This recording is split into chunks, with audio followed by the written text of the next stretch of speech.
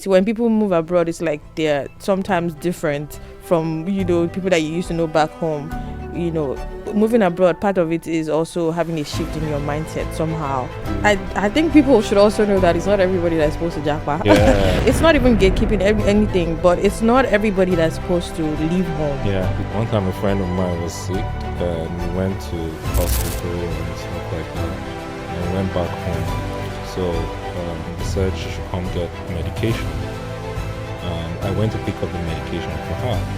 And then I got there and I was like, hi, I came to pick up the drugs for her.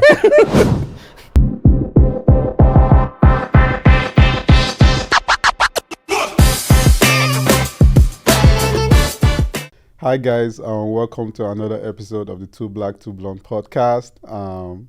As you know, I'm here with the usual suspects. I've got my friend Femi, Hi. and I've got Ebun also with us. And today we'll be talking about a very interesting topic. We'll be talking about immigration and migration and all of that. So in a nutshell, the topic is going to be about the dreams and reality of people moving abroad, and not just Africans, people from the Caribbean, from Asia, people moving all around the globe. And why do they do this? And, looking at what the challenges that they likely would face, the opportunities, and also just an avenue to learn a lot, from the whole experience, and share ideas and share, experiences, and be able to learn from the whole topic we'll be discussing today. And let me start with you guys. How are you guys, personally? How have you guys been? I'm good.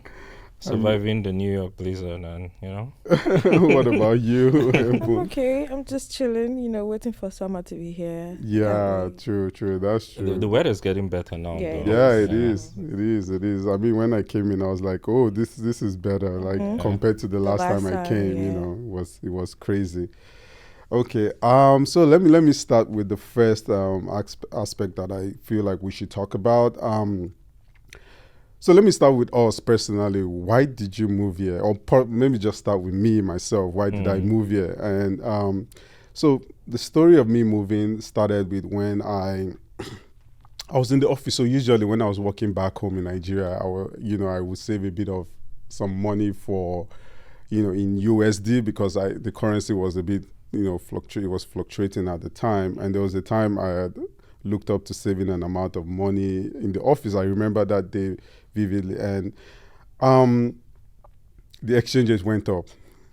And it went up with a significant amount, and I just thought about it. I said, this is not sustainable. Like I'm pushing to save something, and now other forces that are not within my control are, affecting what I do. And I said, well, I think probably I'll have to start thinking about leaving the country. And that started my whole immigration journey of, moving out of, Nigeria to the United States and all of that. But I want to hear from you guys. Why did you guys move? Was it for opportunities? Was it for career growth? Was it all of the above? Like, what was it about? Was it family? Was it pressure? Yeah, let Evan go first. Oh, okay. So for me, it was like family. The thing is, it was something that we started. It was a process that started so I moved here in 2019, right?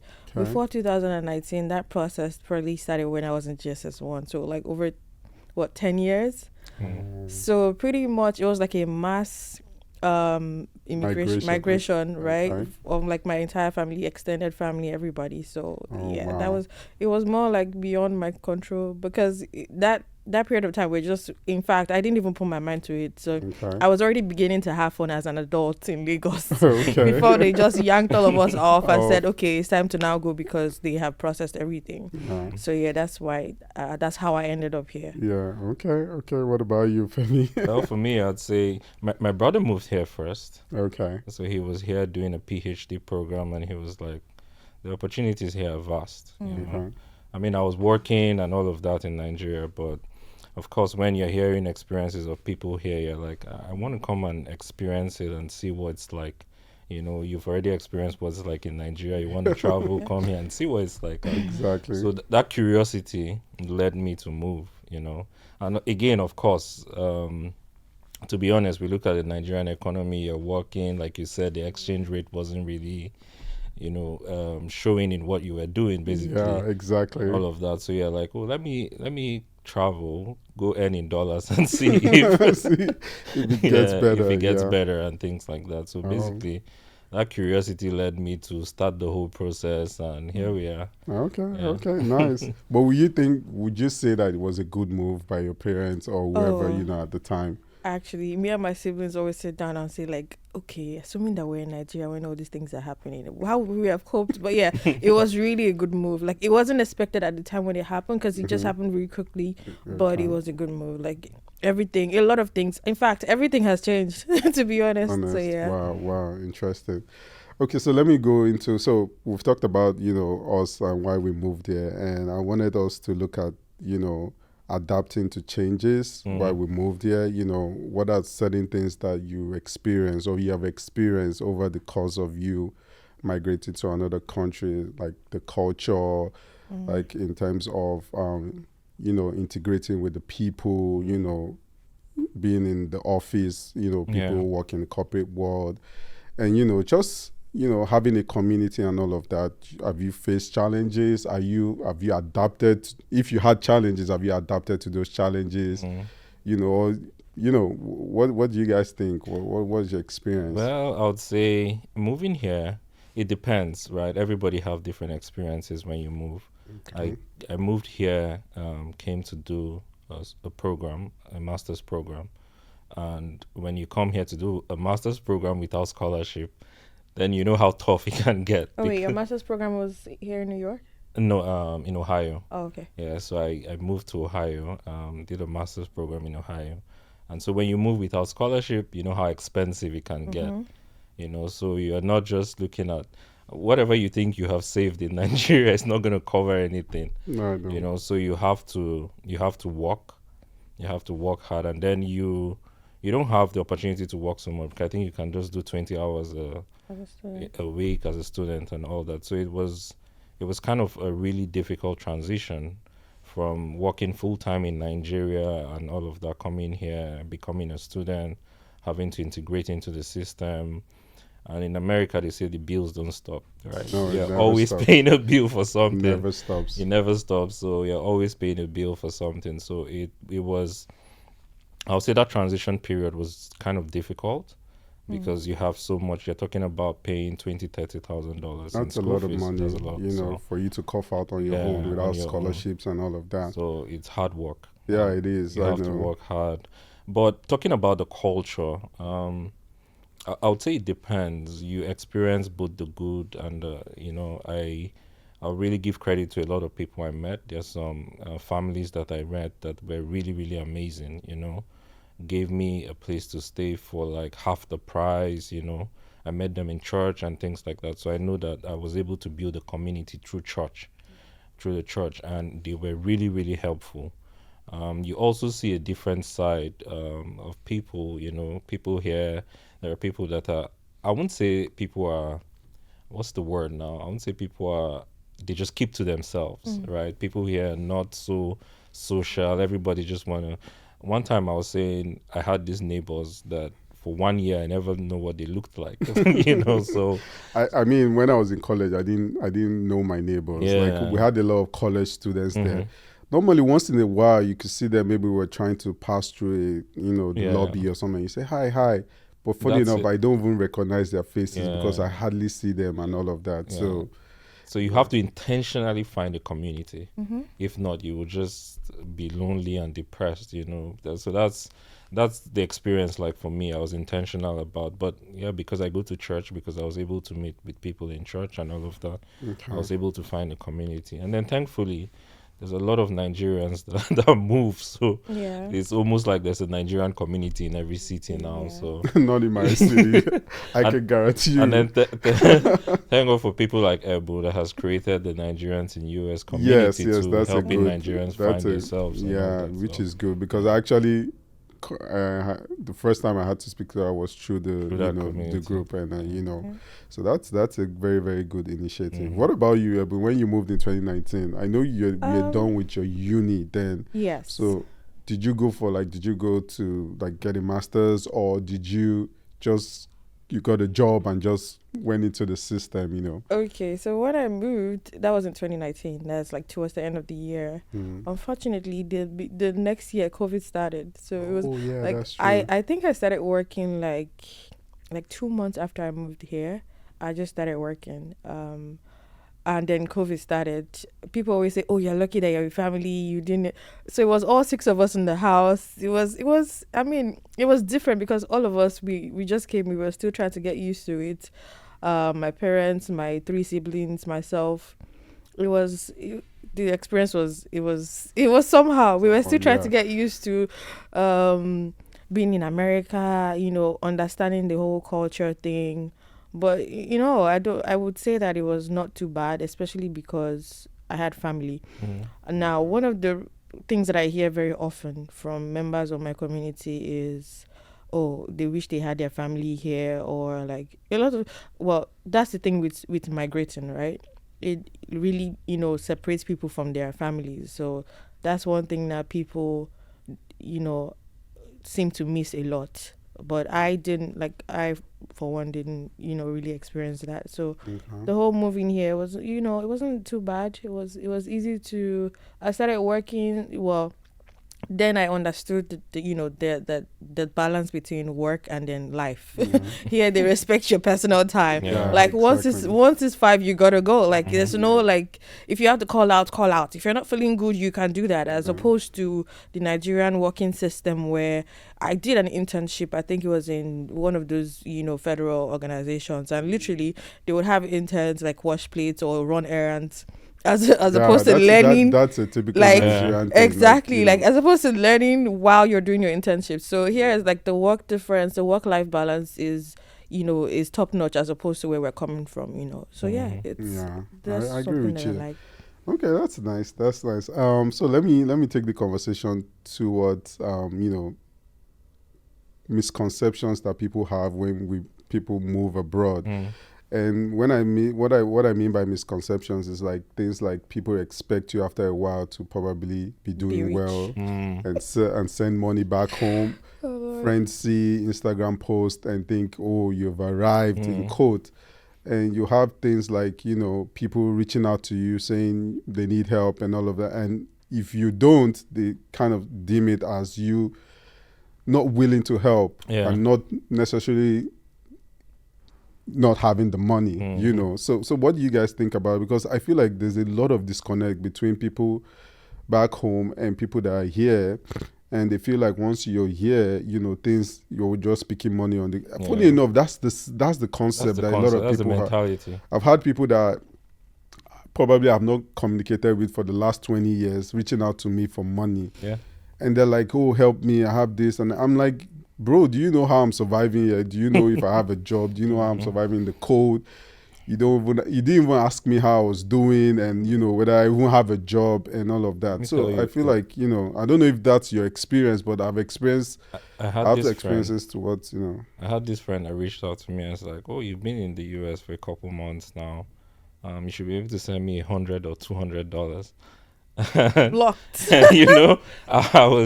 I had my bill from school. I had like that semester I was supposed to pay like $8,000. I'm supposed to pay $8,000. And I had somebody telling me, "Oh, you've been here for a couple months now. You should be able to send me $200." And I just sent him a picture of the bill. I'm like, "Look, dude, I'm about to pay $8,000. So if you can help me send me some money too, because the truth is people don't understand, right? It's still." It's the same thing. You have to come back and you have to hustle your way out. Like it's not for the fact that you're in the US or you're in the UK or you're in Canada or whatever, doesn't mean that you're just making money. It doesn't mean that money is growing on trees and people just assume, oh, he's in the US so he's doing fine. People work here, people pay bills here. You know, people do the same way it is happening in Nigeria. As they say, the secrets to success is the same everywhere. Yeah. So you have to still work hard. You have to still, you know, go through the process. It doesn't just happen that you have $1,000 from nowhere. Yeah. I'll give you an instance. There's an incident I had that made me understand that there's so much pressure here, especially when it comes to bills. So there was a lease that I had on an apartment, and I didn't want to renew the lease anymore. So I wanted to do on a month because I wanted to find a good apartment to move into, so I don't have to sign a lease for a year or 6 months. And there was an extra fee that you needed to pay if you're doing on a month-to-month basis. And for some reason, I forgot to pay the extra. And so I got a letter. The letter was nothing less than a threat. And they're like, you know, if you don't pay this money between the next 2 working days, blah, blah, blah, we're going to come and, you know, take you out. So there's pressure on you to pay your bills. And nobody's giving you that leverage. Back home, you can maybe speak to the landlord and say, hey, I'm facing some challenges, you know. Can you give me a day, a week or something? Yeah, it's very, you know, because they have, most of these houses could be on mortgages, right? And they have to pay, you know, the mortgage every other month. So they're relying on your own cash flow to pay, you know, and also make some profit, you know. So there's a lot of pressure, you know, like your phone bill, if you don't pay, they cut you off. It's not right away. If it's electricity, they cut you off. It's not I will be dragging with NEPA and all of that. No, that's not going to happen immediately. So that's. I saw a video on X where he talked about rent and all that. I saw a video on X where this lady was saying her landlord moved her things out of the house because she's owing for only 8 months, and she was like, "It's just 8 months." Are you kidding me? Your landlord was fair. He left you. You stayed in the apartment for 8 months. Before the month ends, they would put pressure on you, you know, and all of that, because the system is so linked up that your income, your input is you know, it's an input to something else for the other person, you know, and all of that. But do you think that there's always, because you're here now, you've moved abroad? Of course, everybody moves abroad most times to get better opportunities. But do you think that there's a pressure to succeed? Well, it depends. I feel like when you move abroad, right, if it's for career, if it's for family, whatever it is, you want to succeed at the reason why you moved. And if you're not succeeding, in that aspect, it may seem like you are failing, even though you may be doing other things right and moving in the right direction. So I'll give you an instance. There's this lady, there's this Nigerian restaurant back in Kansas City. And I went there, and there's this lady that was serving. And so when I went to pay and all of that, she got talking, so she realized I was a Nigerian. And we were talking, hi, how you doing, everything. And I felt like she wanted to speak out about something that was bothering her because of the way we were interacting and flowing. She said she was a lawyer back home in Nigeria. And then she moved here because people were moving. And she felt like she needed to move and, you know, advance her career and all of that. And so she's in college, working extra jobs to be able to pay for tuition, working extra jobs to be able to stay in a shared apartment. And she was telling me that she can't believe that she was working in a chamber or something back home as a lawyer, and now she's serving dishes and cleaning, and someone is screaming at the back that there's a DoorDash guy waiting and stuff like, you know. So I felt like she was venting to me because that was the first time she met me, but she felt like she wasn't on track, like this is not what she signed up for and all of that. So coming back to your question, I feel like, yes, there's pressure, especially when you move for a particular thing, but when you come in and you're not succeeding at that particular thing, it seems like it's a failure. Yeah, a failure, and you know, you get into certain levels of depression or whatever, you know. So yeah. To be honest, I feel like I don't want people to be pressured, to be honest. When you first move to a new country, everything is new, like literally different from where you're coming from, right? Yeah. So they always say that, well, I've heard too many times that America is a leveler because you have to start from somewhere. My mom was a chief matron back in Nigeria. She had to write our NCLEX exam before she now, you know, had to start again. You get like, so I feel like everybody comes here, we all have to start from very little beginnings first.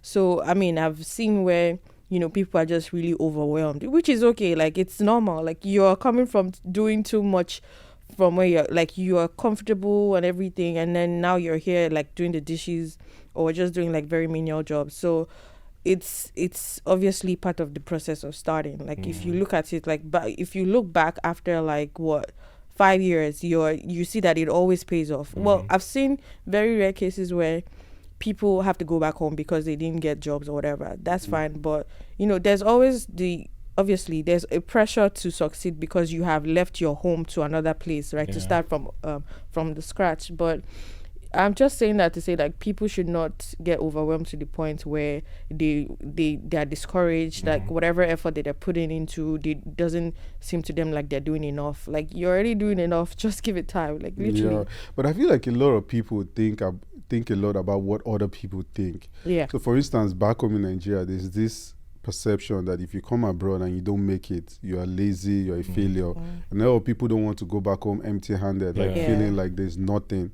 A lot of times you see people in the UK, for instance, these guys or ladies that do care job and all of that. You find out that some of them had, blue collar, white collar jobs back home, and they're taking care of old people and all of that. And it's not really what they want to do, but that's the only thing that they can do, especially when it comes to sponsorship, especially in the UK. I hear stories of that a lot. People doing things that they would never ever think that they would do, but they have to do it to get some form of stay, rather than going back home to start all over again. And and on another aspect, you find out that a lot of people may come here and switch careers totally. You can find someone that is a doctor becoming, learning how to become maybe, I don't know, an electrician, whatever it is. And so they have to start all over again. The culture and all of that, learning to. So one thing I realized again here is when you're working here, right, and you have to learn the way to, how do I put it, to speak. There's a way that they speak. If, for instance, if you're explaining something, you don't explain it the literal way that you would explain it to like a normal Nigerian, for instance. You have to use certain words and put it in certain ways for people to understand you, right? So that also contributes to the, the whole pressure of blending in, of trying to succeed and all of that. I just felt I should chip in that, so yeah. I mean, just like what she said, Ebun said, it will, at the end of the day, it will make sense, right? You just have to give it time. I saw a story of somebody in the UK who was saying, he used to be a bank manager in Nigeria and now he's washing dishes and all of that.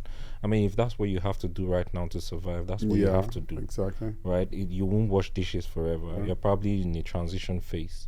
You do that to survive, and then as long as you keep pushing, you're going to move to the next level. The truth is, when you're thinking of moving abroad, you're starting life all over again. Forget about whatever you had while you were in Nigeria. Forget about whatever you had achieved. You were a branch manager, you were whatever, you were a CEO. That's what you were before. You're building life afresh. You're starting in a new system. You need to first understand the system. And another thing is, some people don't even research before they come at all. You just go into a country, you don't understand what it takes. You have to prepare yourself. Am I going to do menial jobs when I get there for a while?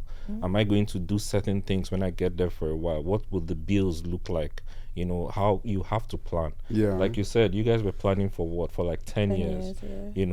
If you don't plan, that's when you start falling into these traps where you're doing these things and depression is setting in. But if from the onset you know that, I have to do certain things to survive, then when you start doing it, it's for a certain time.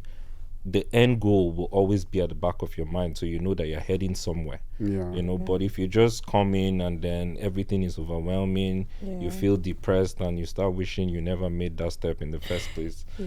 So. And I know there's like the whole jackpot syndrome thing.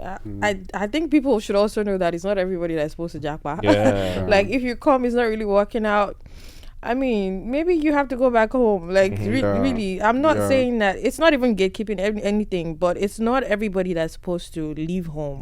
Right? So that's also something to consider too. Like, I've met some people that will tell you, I would never leave Nigeria. And that's because I have a friend that's doing so well for himself, like too well for himself. He would never leave Nigeria. He's never open-minded to dating anybody. Like, even if he would date somebody abroad, like his own mindset is, oh, I'm going to be back in Nigeria while my family is here.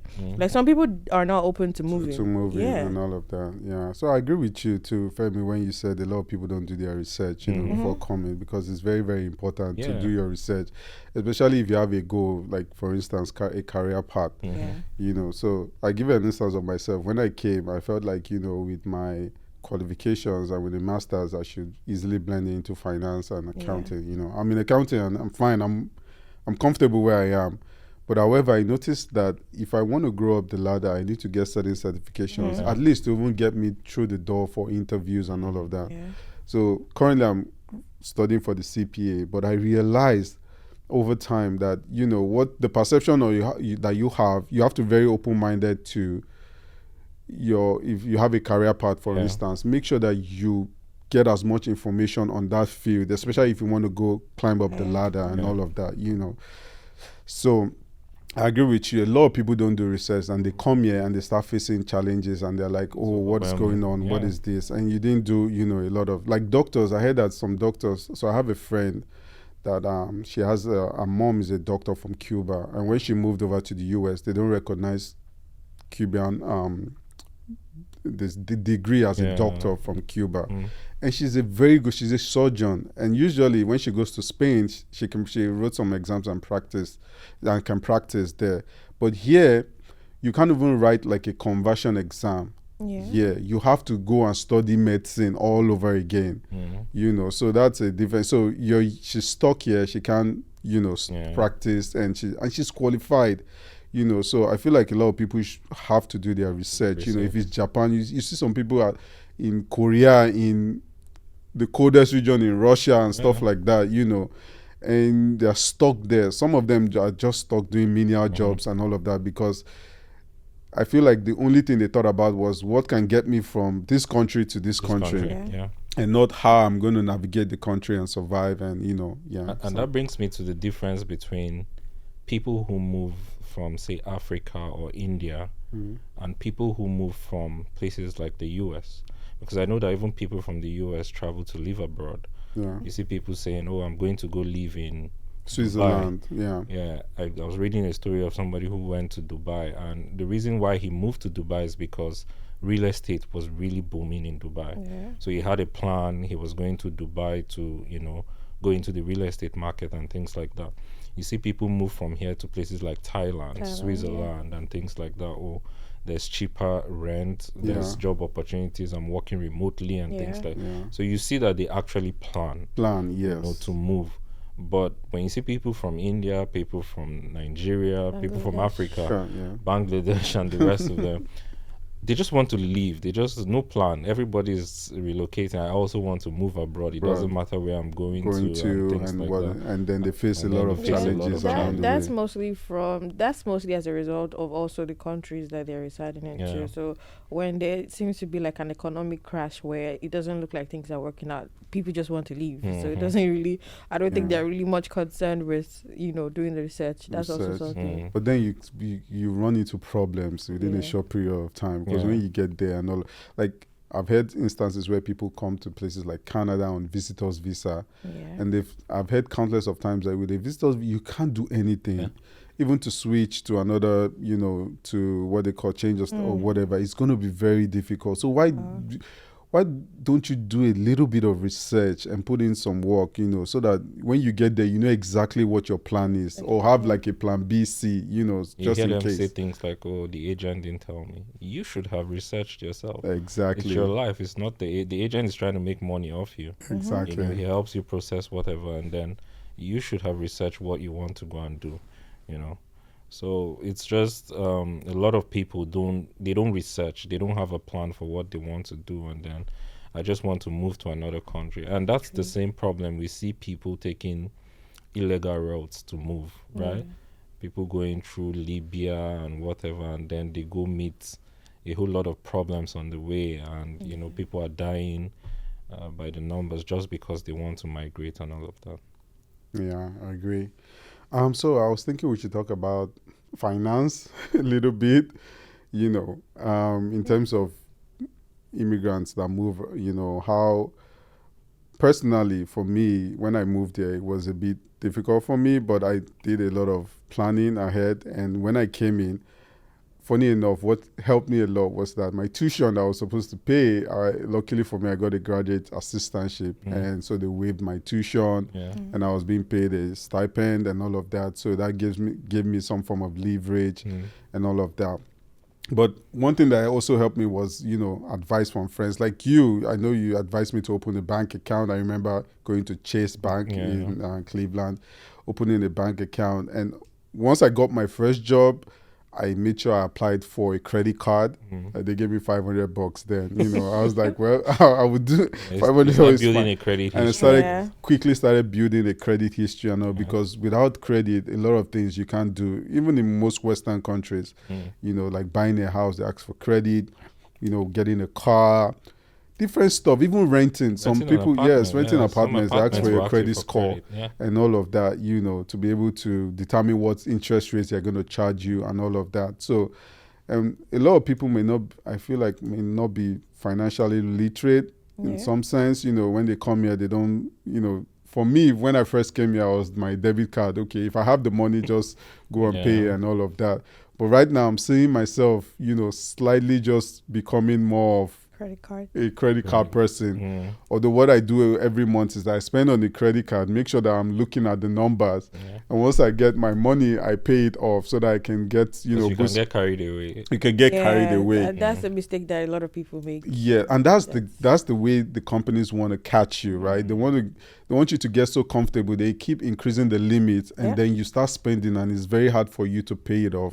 And then the interest start, raking in, So I feel like there's a lot of immigrants that don't really understand that, and they need to, expose themselves to that, and how to manage their finances. I think for finances, I like what you said. You have to be very, very prudent, especially when you're just coming. You're coming to a country where you don't know. Yes, we know the economy is good and things like that, but there's a lot of expenses. Everything, it's a capitalist environment. Everything you're paying for. You have to be prudent in your finances. You have to budget.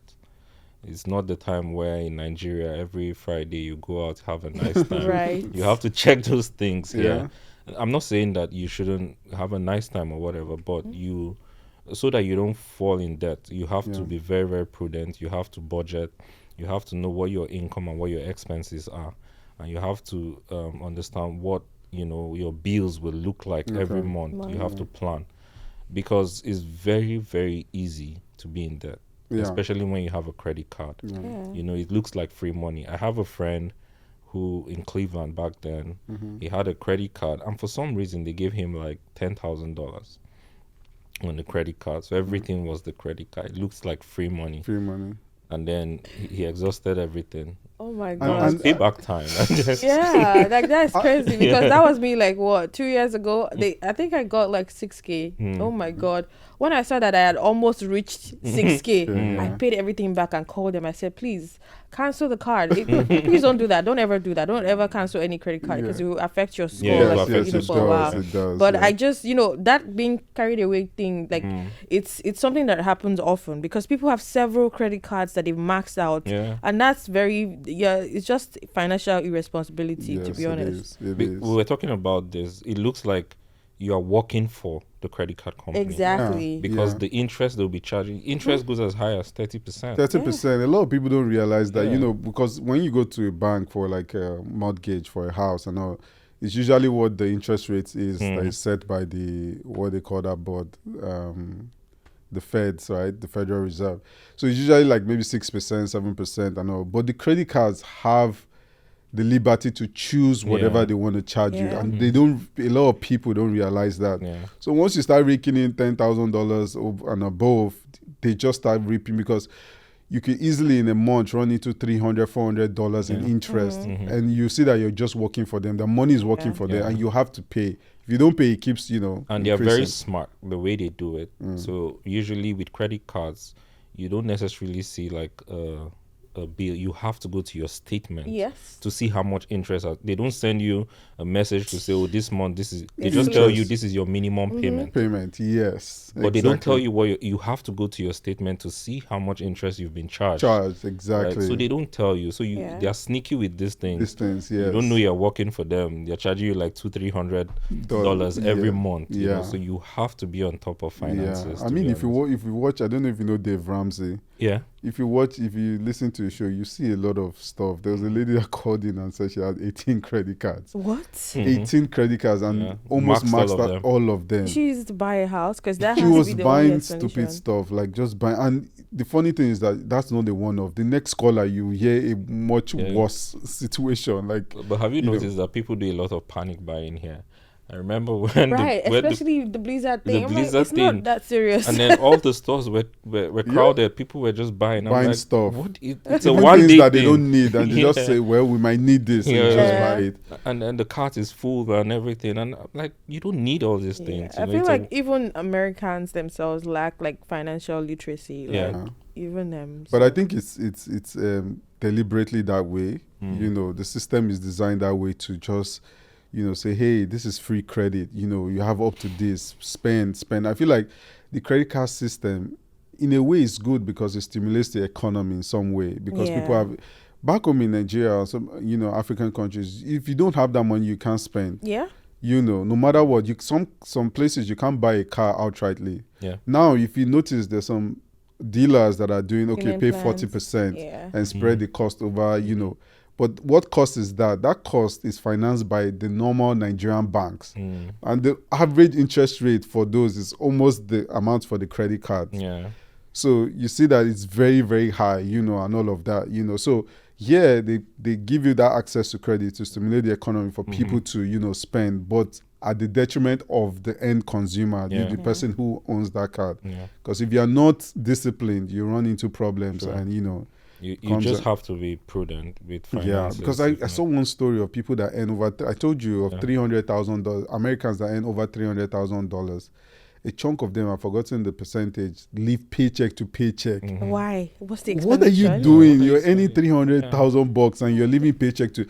And the funny thing is that in my head, what could they possibly spend the money on? Most likely they bought a very, very big house, with a big lawn and all of that. Most of the time you're not there because you're working. Yeah. You know, the house is just there. It's just sitting there. It's not bringing in income. It's not a multifamily. It's nothing. It's not, you're not getting any passive income. You're just raking in, and every other month the interest is going up, the mortgage, and you're just people paying. Need to know that you don't necessarily need a credit card to build your credit score.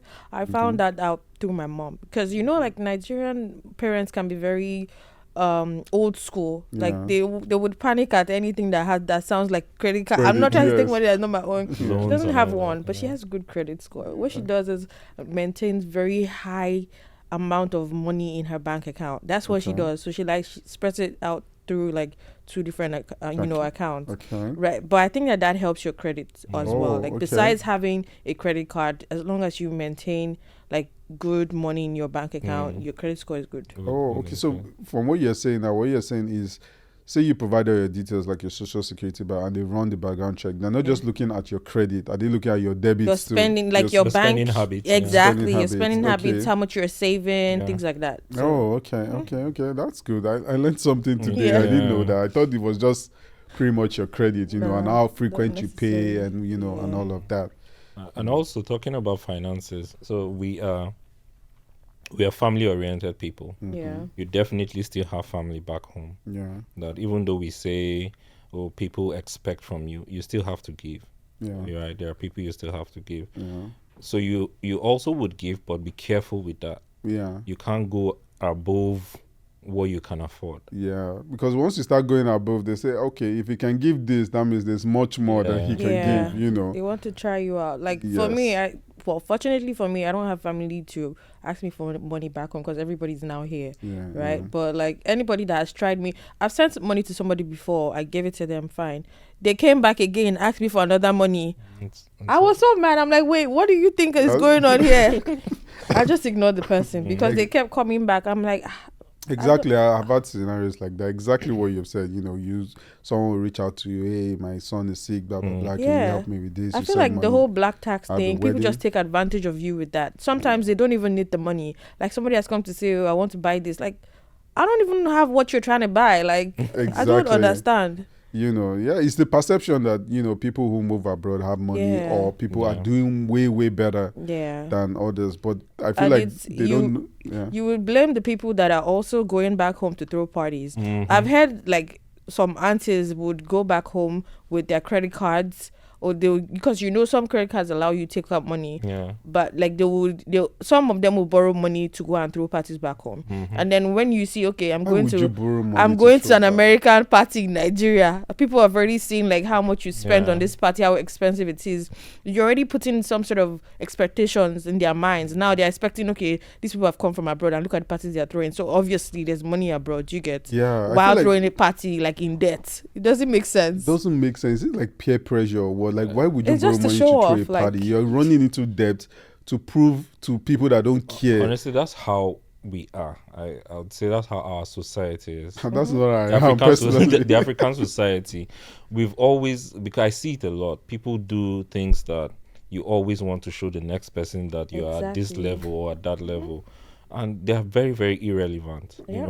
I remember the owner of one club or something in Lagos was saying people come for 30 December, use their credit card, and then they come back, and they go back, and then they cancel it out and start doing a chargeback to say, oh, I didn't make this transaction. So he was saying that if you're coming to spend money, you're not using a credit card.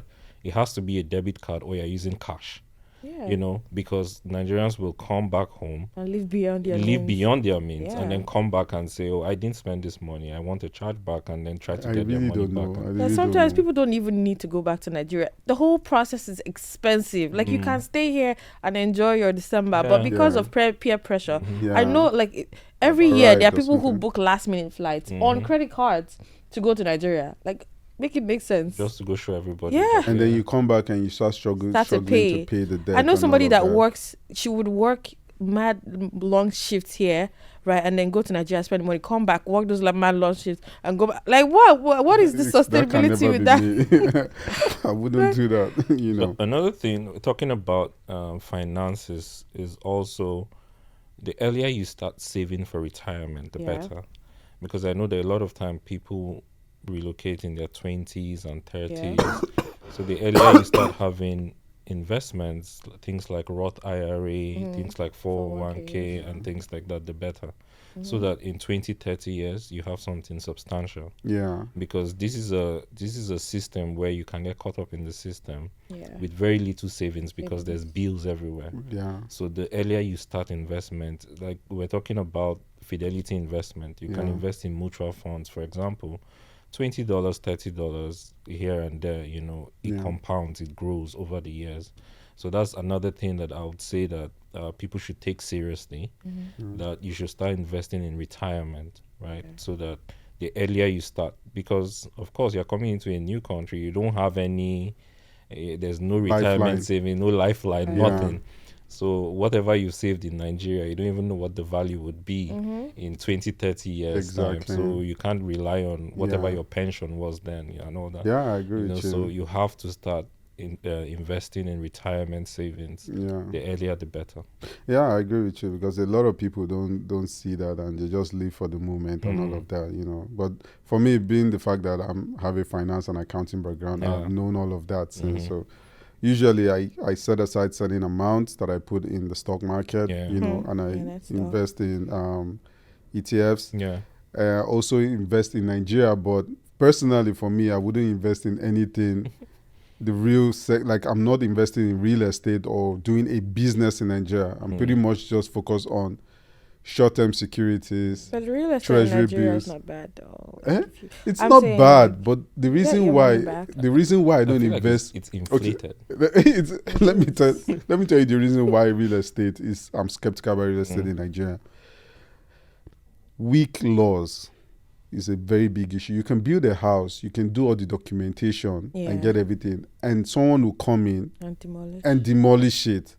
You can show him the CFO, governor's consent, whatever, and say, hey, this is wrong, you went to the wrong channel, blah, blah, blah, from the same government. Yeah. So investing in that kind of... Minister Wike will show you his people. Exactly. So that's why I said, I'm just going to do hot money investments. Yeah. Go in treasury bills, 180 a year, mutual funds. Whenever the thing wants to crash, I just pull my money out and go. You know, talking about Nigerian investment, what's funny is that we have some very, very good percentages.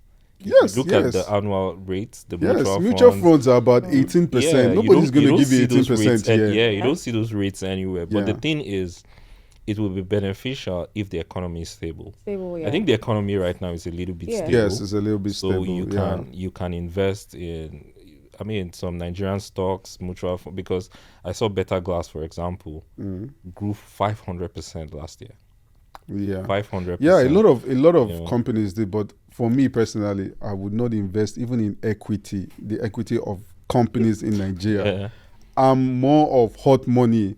I have my money there. Give me this interest rate, which I feel is good. 17%. I'm not greedy. 17%, 18%. I'm fine with it. Yeah. If it wants to crash, I move and just go away. You know, because equity can be raised easily.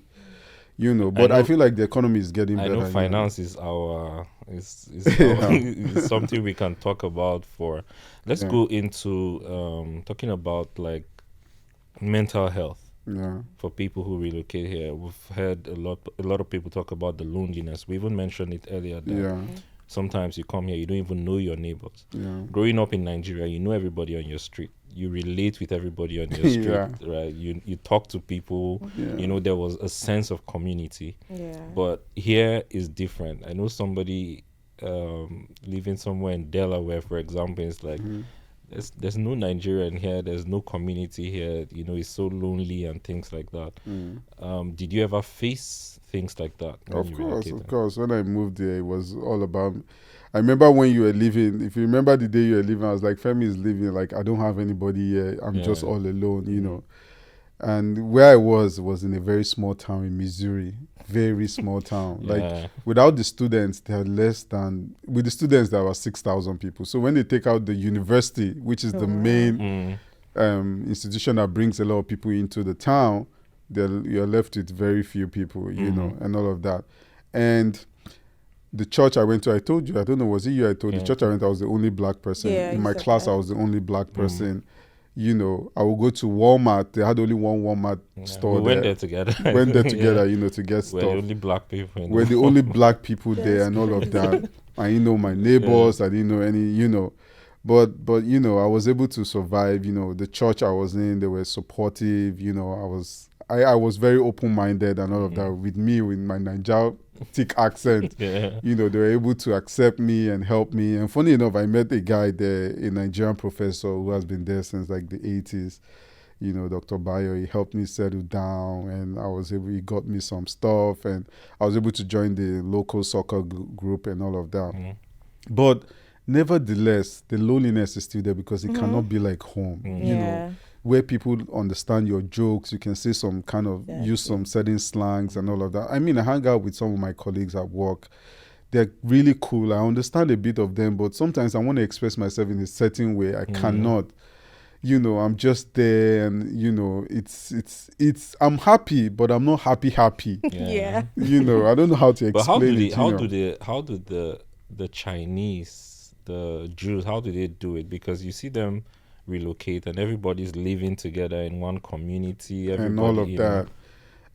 I mean, I feel like they help themselves. Like I said in the previous podcast, they help themselves a lot. You know, when they come here and one of them or two of them settle down, once they get any other person coming, like a family or another, this place is really good. The school is good. Would you love to come? And when they come, they help them to and say, hey, don't go and get an apartment. It's going to be too expensive. Come stay with me.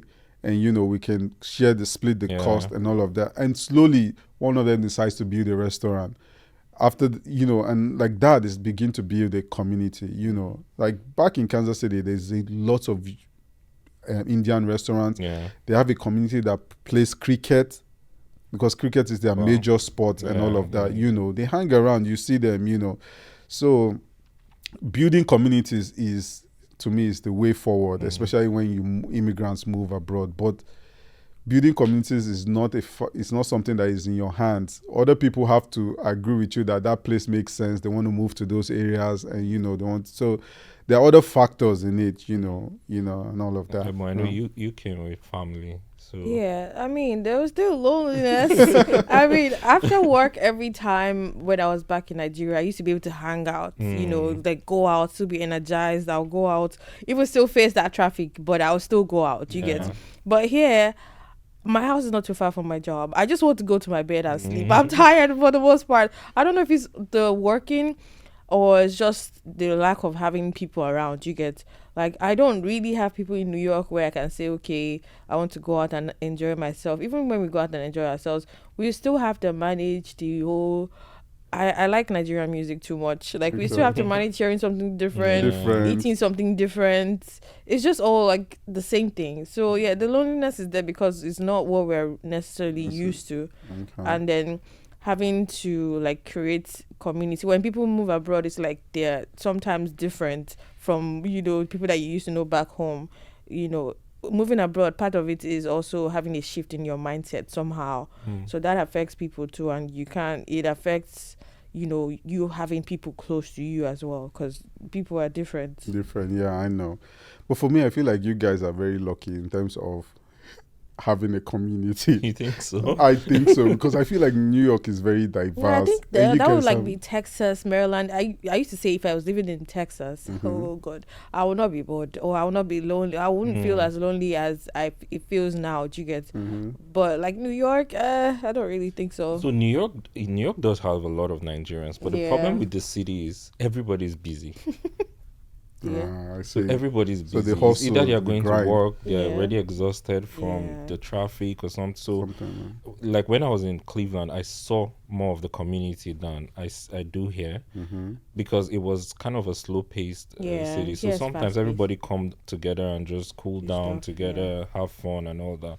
Here, you don't do that a lot. Some people are in the Bronx, some people are in Queens, some are in Brooklyn. Like before you even get a central location to meet and things like that, everybody's exhausted and tired. So nobody really. But there's also the possibility to make friends with other people. For instance, where I currently stay, there's nobody. There's nobody. Like even if they're not Nigerians, okay, fine. Other people, they're Jamaicans here. There's so many people you can.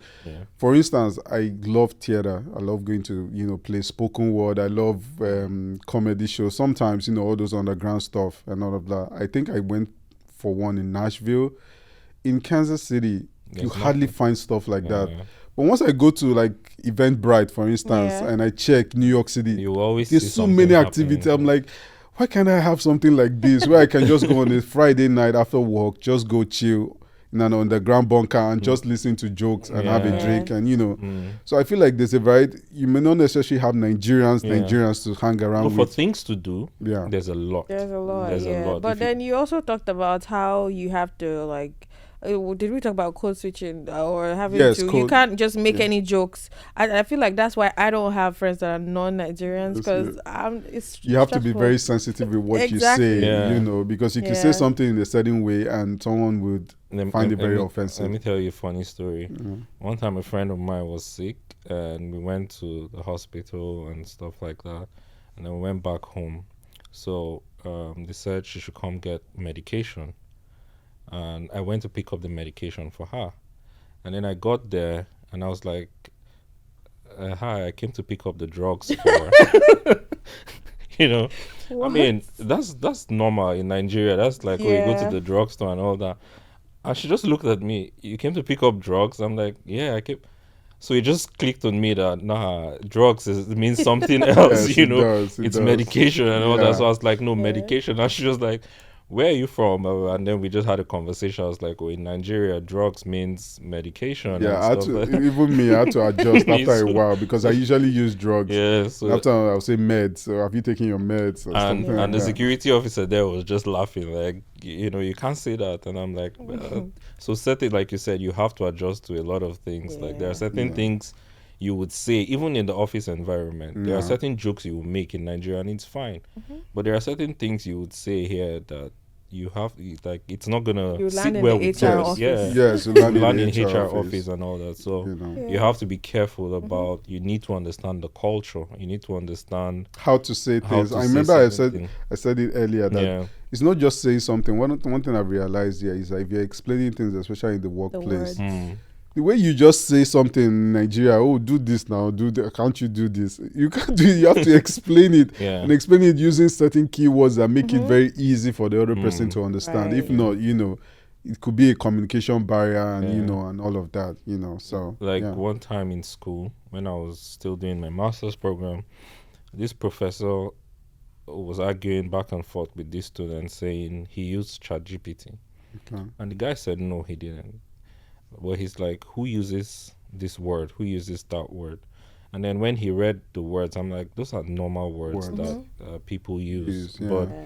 those are, you know, we studied with the British curriculum. Yes. Yeah. It's completely different with the American Yeah, curriculum. exactly. So there are certain words you hear and it's like, that's ChatGPT. No, it's not ChatGPT. Like those are normal words we Regular use. words, And, yeah. you know, we tried to explain to him, but the man was not convinced. He was Wasn't like, okay, having go it. write another essay and things like that. Yeah. So Okay. yeah, you just need to adapt to, you know, the changes around you All and of things that, like that. Yeah. You know, and plus the weather too as well. We didn't talk about the weather. Oh yeah, Adjusting that to the adds weather. to that even adds to your loneliness too. Like Yeah. you feeling sad.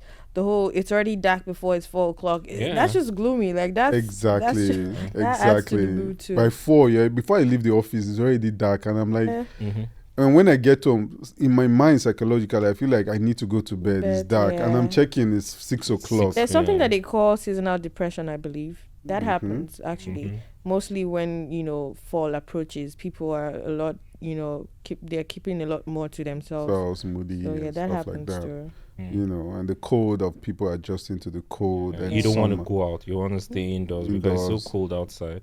Yeah. You know, And all so of things that. like, I mean, with the blizzard and all, if you had your way, you would be at home for like 3-4 days. You know, Yeah. just stay indoors. At some point, you will get lonely and all that. And you know, bored so. and all of that. You know, yeah.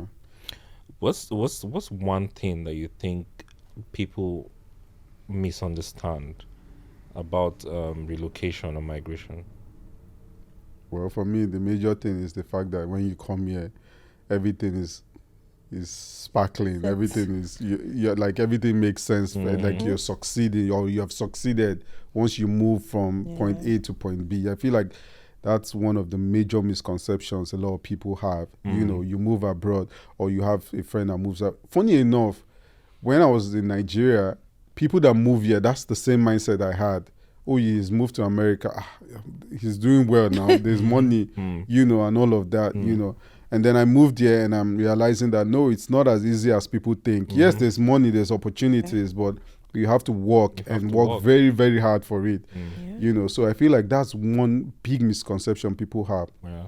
And a lot of people, sorry to say, tend to abuse that, you know, and tend to build opinions when, like, I give the instance of you not helping or you not assisting in some way, or even assisting and they deem it as too low for where you are currently, you know. So I feel like that's one aspect that, you know, a lot of people back home need to change, that mindset that once people come, a lot of people are struggling here. Yeah. You know, a lot of people are living paycheck. When I mean paycheck to paycheck, as the money is getting in, once they pay rent, they pay bills, the electricity and all of that, they're back to using the credit card again. And, you know, so, and that's the story of a lot of people, Yeah. you know. Yeah, so. True, I totally agree with you. Like, people don't understand what it really entails. You think, oh, because this country, you know, whatever you see on TV or whatever you see on the internet, you think everything is just glamour. Yeah. But it's still the same. You have to work hard. You have to go through those steps. You have to. There's no money anywhere. There's no money hanging anywhere. Money hanging It's anywhere. not, let me even jump into. So me and my wife were talking about our finances and all of that. And at some point, we had so many stuff that we wanted to budget for, and we're looking at the numbers, and it wasn't adding up. Like, there was no extra money to do the stuff, personal stuff that I wanted to do. And I looked at my, I was like, we're doing 6 figures, and we're running. we can't seem to get extra money to do what we want to do, you know, and all of that. And it dawned on me that, you know, we had several projects that we were working on, you know, and all of that. And I now began to wonder, and that was when we talked about the statistics about just 18% of Americans do over 100K and above. Mm-hmm. So we have about 72% that are below. Yeah. And so that pressure of, and they're surviving. Funny enough, the 72% that are below are surviving, and they're they make ends meet. Not all of them, but you know, and all of that. So why are us that are above that range still struggling financially? We're only struggling financially, but in a way, we didn't have any extra for ourselves because everything was already budgeted for. Oh, take this for the mortgage, take this for the car, take this for the rent, do this, send this money back home, so everything was all, you know, in this portion for investments and all of that. So I feel like a lot of people, you know, don't understand that if you can earn money, people can do well for themselves, but it's a society that also zaps that from you. The society is designed in a way that it takes back, you know, taxes, for instance. You know, you may start filing your taxes, then you start adding stuff, and you begin to see that all the refunds that you think you get. I filed my taxes, got my refund, everything out the window. Exactly. You know, and that's when you realize, oh, you don't have kids, so you can't deduct this. Oh, you don't have this, you can't deduct this. You don't have HSA, you can't deduct. So a lot of different, you know, look at a aspects. country like the UK. I think I was reading somewhere Erling Haaland pays about 45% or so of his income as tax. What? Right? So they are heavily taxed. Yeah. So you can imagine somebody relocating to the UK and then, you get a job and all that. But you're paying a lot in taxes. How much is left for you to pay things like rent, to even cater for yourself? And then you see Nigerians being entitled on Twitter. And they don't even pay taxes. They're just there, living their lives. In UK, people always send so amount of money and things like that. But you need to understand that these people are also living. Right? They need to cater for themselves. They need to cater for their families. You know, they are in a new country. They're in a new environment. They need to even plan their own lives too. You know, so you really don't understand what people are going through. You just sit down and expect that this person is here, so you should be able to send me so amount of money. Are we going to talk about health leads insurance? Me to another question that what is it that the immigrants, the people who relocate, what is one lie that they don't come out and say? Because I feel like we're giving people a perception, and that is why people keep coming back to ask for certain things. That's why people don't understand what we are going through. So what's one thing immigrants lie about? It's, to be honest, whatever is encouraging people's sense of entitlement back home is more because people abroad are not open about what their experience is here. Like, because obviously, and that's because they're trying to meet up to whatever expectations people have back home about being abroad. If you're abroad, the expectation is that you're doing well ASAP. Like, as soon as you get here, you're doing well. But the fact that people, like we that were here, we're not, you know, willing to be open. It's spiritual for a lot of people. They're not willing to tell people, okay, this is what I'm going through. Like, they don't want their village people to, to catch up with them.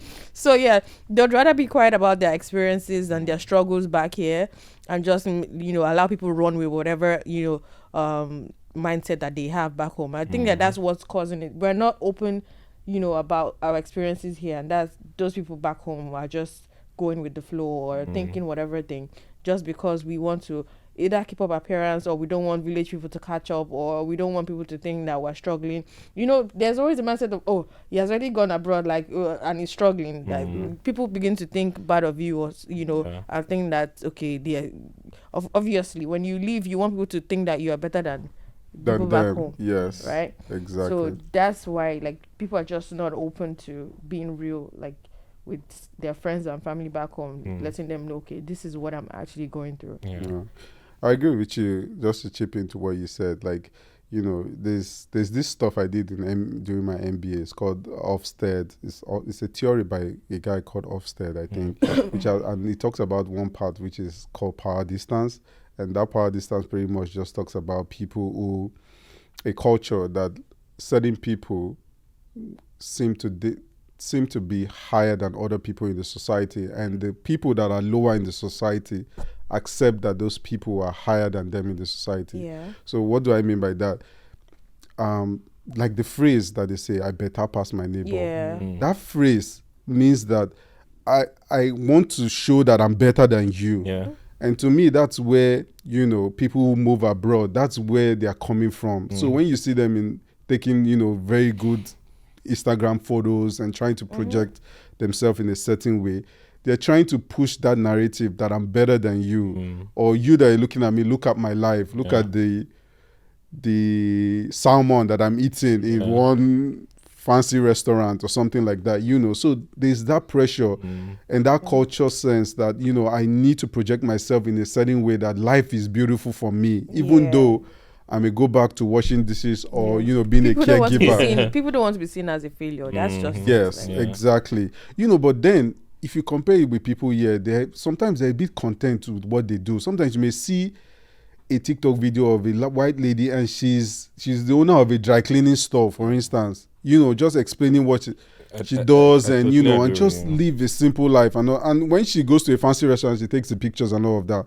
But you see someone projecting a completely fake life, just trying to prove or trying to, I don't know. I don't really know what I said it earlier that our society is kind of like, we always want to oppress each other. Yeah. Always want to show that you're doing better. Yeah. It's not everybody, of course, but that's what, like all the "I better pass my neighbor" phrase you talked about, that comes from the society itself. That's the kind of society that we have. You always want to show that but here, when I came, I realized that there's dignity in labor. Yeah. It doesn't matter what you're doing. As long as you're honest and genuine, there's dignity. And then people are well compensated irrespective of what they do. Exactly. Right? So, somebody who cuts your hair makes good money. Good money for doing that. And it makes sense to do that here. Unlike back home where classism is a thing. Yes, right? So, exactly. Like you can't see a plumber. Like people just want to talk down on everything. I was going to talk about the plumber. Exactly. I saw it on a dating show where the guy said he was a plumber and the lady just busted the balloon. Yeah. Say she can't date a plumber. Funny thing is that a plumber can actually be a contractor. Yeah. Right. You can be contracted to plumb, like do the plumbing for the whole building. She had the word and that was it for her. Like, right. So that's just classism. I'm sorry to say, but is it a black lady? It's a Nigerian lady. The show is Nigerian. Okay. It was a Nigerian show. I saw it on X and I'm like, we don't understand that there's dignity. He's a plumber. He has a job. He has a skill, right? And that's something you can do and make a lot of money make a decent living from. Yes. When I came here, I realized that people do things that in Nigeria you feel like, no, I can't do this. They do it and they make decent living. Decent living. You find people that are taxi drivers for 25 years. Like I told you when I was in there's DC. People make a lot of money. Yes, I was in DC and this guy took me. I was going to the Nigerian embassy and this guy was a Ghanaian taxi guy. So when he heard my accent, I was like, "Hey, how you Nigerian?" And he started talking and, we started having a conversation. He said he has been here for 25 years. I think he came here whether in the 90s or something like that. And then we started talking about Nigeria. And that's a different topic entirely. But, So there's dignity in labor. I agree with you, Same thing. I know this guy in Cleveland that he's been driving the bus for years. And he's done that for so long. Now he flips houses and things like that. Yeah, I think you told me about him. So there's always, as long as you're working hard, as long as what you're doing is legal and genuine, and you're taking steps every day to get better at what you do, I feel like, there's always, it will pay off at the end of the day. And that brings me up to my question of, is it worth it at the end of the day, relocating, moving to a new country? Do you think is worth it? Because I see a lot of Nigerians, not just Africans, Indians, Bangladesh, a lot of these people moving out in their numbers. Do you think at the end of the day that it's worth it? For me, I think it is, but it depends. And why do I say it depends? The reason why people move from one place to another is based on certain factors. It could be economical, which is always most likely the case. Security, asylum, and all of that. It could be discrimination, like, what you have in terms of maybe people with a certain sexual orientation and stuff like that, or race and stuff like that. So they have to move, And if those factors are not addressed from where they are coming from, and it's addressed somewhere else and they find comfort in that, then I feel like it's a good move. Do you understand? So I feel like it's down to what are the factors that made you move, and has it changed? If it hasn't changed from where you're coming from, then it's a good move. Economically, most of the time, a lot of us moved here, for studying, yes, but also probably getting a job afterwards and, getting good pay, having a strong currency, that has very, very little volatility in terms of stability, and all of that. A place where there's security, there's electricity 24/7. If you call the cops, they come. If you call the ambulance or the emergency fire, whatever, they're there at your door, those basic stuff. And that's why sometimes when I see a lot of people here that do menial jobs, and despite that menial jobs, they stay here and rather stay here than go back home. You've realized that they've weighed the pros and cons. And should I just do this job that pays me minimum wage, but I have this.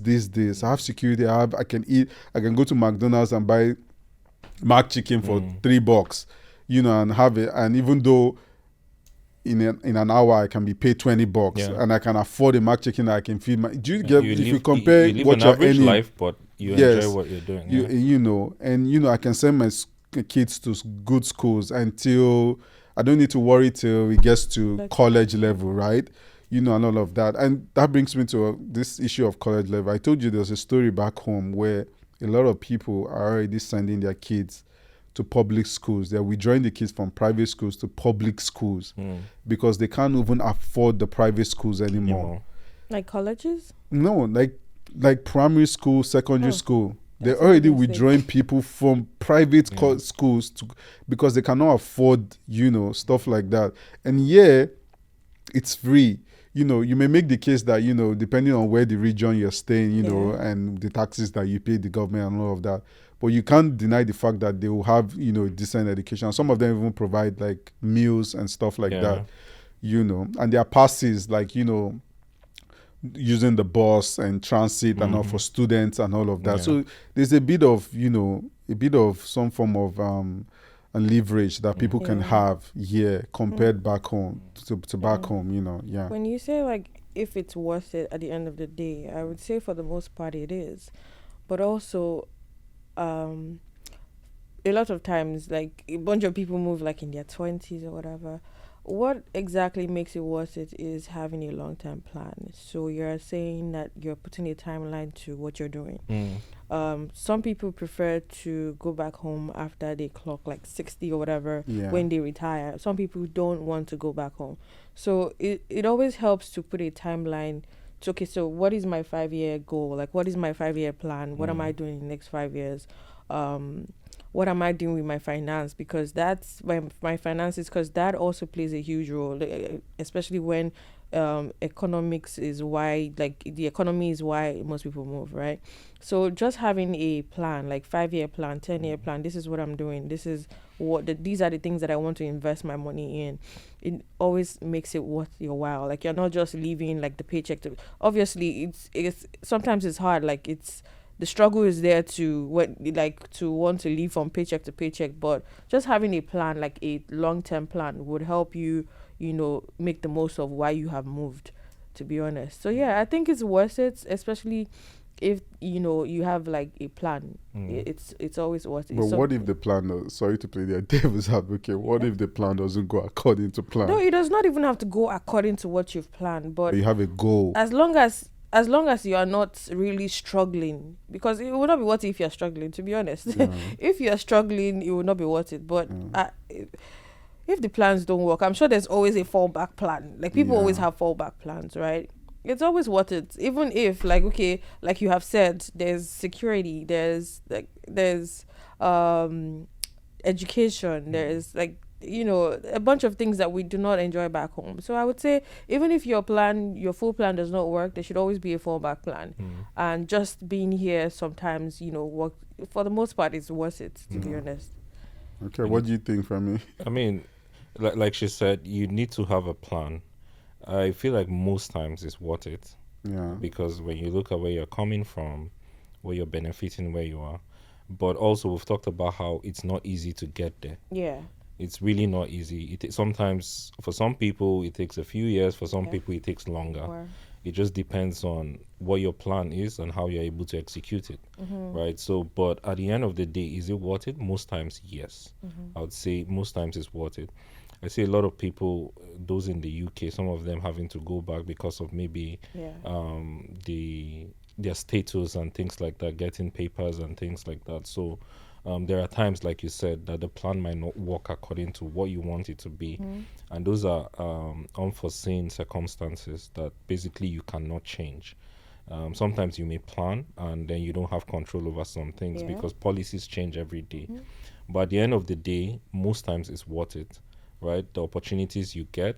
We talked about access to free education, better health care, access to so many things. I mean, in Nigeria, you walk, you go back home, and then you have to start thinking of how to generate your own power because there's no light. But there are certain things you get home here, you're able to think about other things because some things have been taken care of, right? So if you look at it, that's why you see somebody would prefer to live an average life here than to go home and even live in not luxury, but a little bit of, because it's not luxury. Yeah, you have the cars, the roads are bad. Yeah.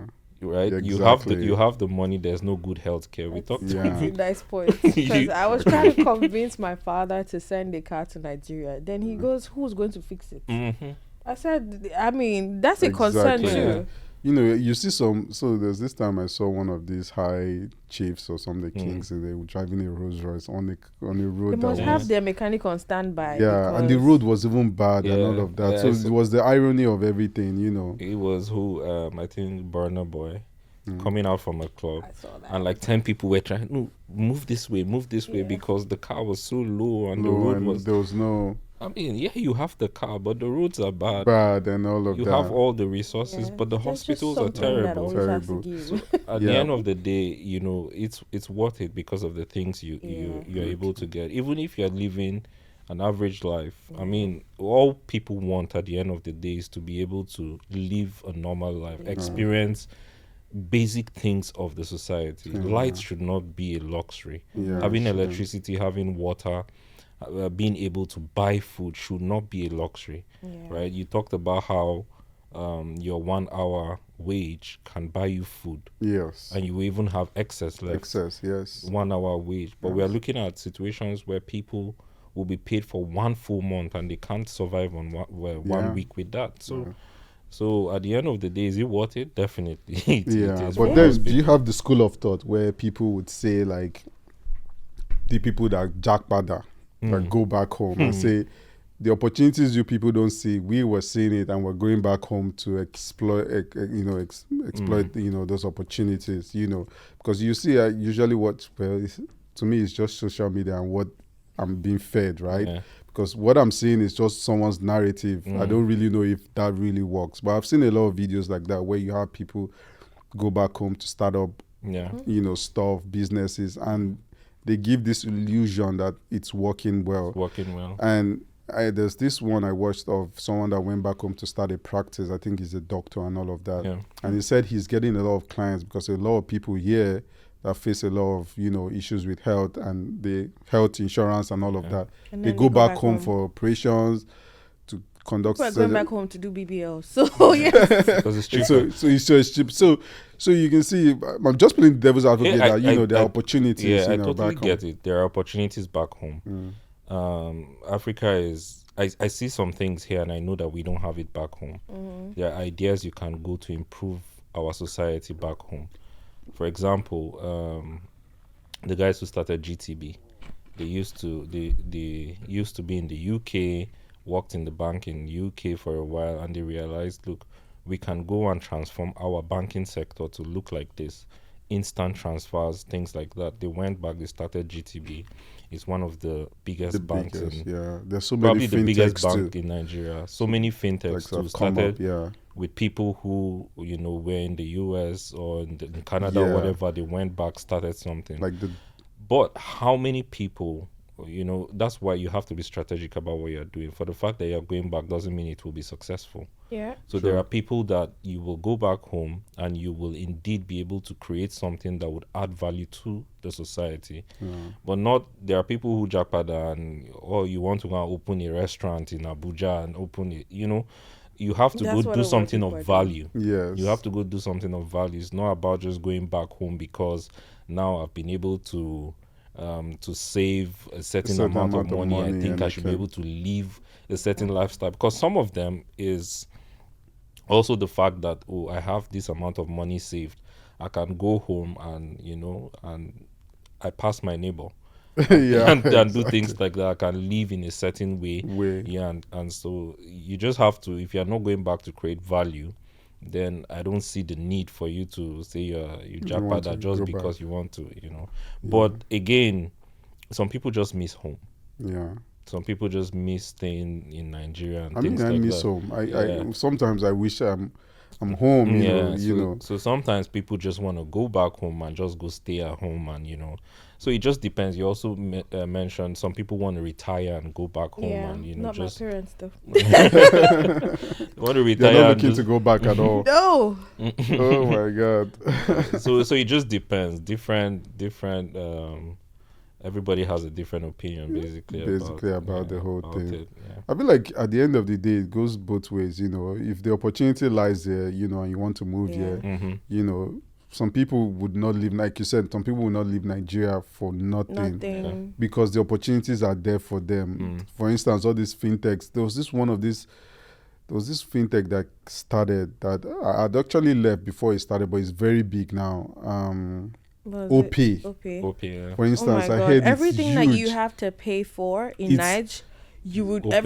what is your OP? account number? OP. OP. What is going on? Exactly. Everybody OP. Exactly. So I feel like there's a lot of opportunities. The fact that they especially don't in have space. a physical branch, but that's yeah, what exactly. I heard using. that too. And as then well. they were so smart. You just use your phone numbers the way you do Zelle. Yeah. Here. So it's something that everybody can just Can just do. Look at Chowdeck, just a replica of Yeah. DoorDash and Uber Eats, and people are using it even to roadside Even sellers. Piggyvest, they're doing well too. Yeah. So there's a lot of opportunities. Yeah. But like I said, you have to create something of value for it to scale. If not, if you say, I just want to go and so it's a lot of people are You have to have a plan on if you're going to go back to as well. There's this guy that wanted to start an airline company. They went back to Nigeria, tried to Airline? Yeah. Like airline or air? Airline. Okay. Airline Nigeria. No, that's a federal government stuff. Yeah, You shouldn't touch that. Like, who so would think of they doing were that? so frustrated with the whole Yeah. regulations and everything, and they had to come back to That's one of my biggest. I've always said that I don't have a problem putting my money in Nigeria, but we have to have very strong institutions. Where if I have a document or I have whatever, or if I own property, carry weight, yeah. Yes, I can hold it and say nobody can take this from me. Yeah. Be it they change the president 20 times. Yeah. You cannot change it if I own certain things or and certain laws. Not that you just buy a land or buy a building and someone will just come in.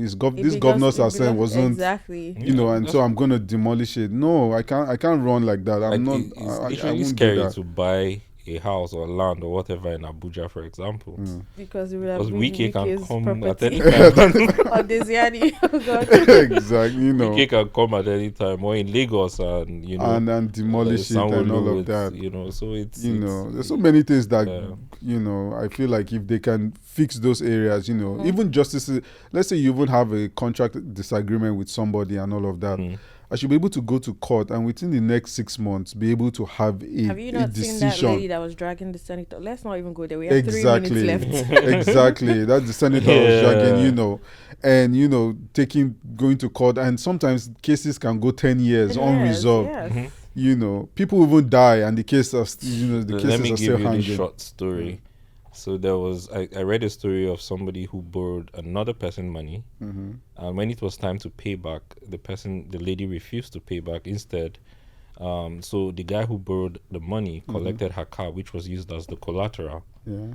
And then she reported to the police that her car was missing, that he stole the car. And he ended up going to jail. Long story short, he borrowed her money, but he ended up going to jail. Can you imagine? Put everything into writing. That's just Tell me if that's a system that works. So It's just crazy. Yeah, I feel like they fix all of that. And to me, in a nutshell, discussing this topic, I just feel like a lot of people migrate all over the world because of different issues. Yeah. And for me, if it's just a few people migrating, that's a different thing. But if a significant amount of people are migrating from a particular region, that means there's a fundamental issue that isn't resolved within that region, you know. And if you check around the globe, like you say, India, Bangladesh, Pakistanis, Africans, even the Chinese and other people, when you check, you see that there are fundamental issues there that haven't been resolved. And over time, people grow, you know, frustrated, and they don't want to just live their lives like that. I mean, sometimes when I hear stories of people going through, you know what it is to first pass through Kaduna, Kano, go to Sokoto, then you now go into Niger. Yeah. You have passed Boko Haram first. Then you now enter the real issue of people in the Sahara Desert. Yeah. Going through all of that by camel or by truck or anything. Then passing Libya, then going all Libya. Through that, then you have to now cross the sea to come on just to get to and Italy, someone France, would think not that bad. The country is not that bad to go through all of that. I don't know why people endanger their lives. People to do that. people in their thousands actually they do it. And for me, the reason why they do that, for someone to say, I would rather do this than stay here, it says a lot. That's the reason why, you know. So those are the issues. Yeah, so it's been a very, very interesting conversation. I didn't even know where our time has been well spent. So you guys, you know, like, comment, subscribe to the channel, leave your comments, most especially, you know, if there's any topic you want us to discuss, you know, put it in the comment, follow us on social media, you know, and we'll see you guys on the next one. Take care. Bye. Bye.